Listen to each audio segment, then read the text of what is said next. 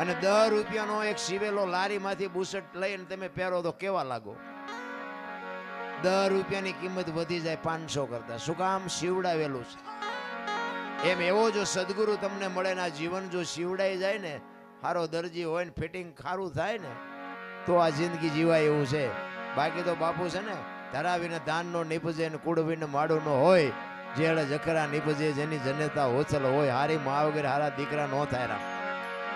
એટલે જ મહાપુરુષો કીધું કે જનુની જણ તો ભગત જણજે, કા દાતા કા સુરવીર, નહીં તો રેજે તું વાંજણી મત ગુમાવજે નૂર.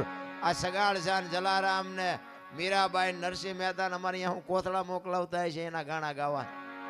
અમે એના ગાણા ગાઈએ છીએ. એની પેઢીઓ કઈ અમારે અહીંયા મોકલાવતી નથી કે અમારા બાપ દાદાના ગાણા ગાવશો તો એમ લો 2 મારા દાણા મોકલાવી. પણ બાપુ જીવનમાં કર્યું છે એવું જેના ગાણા ગાવા પડે છે.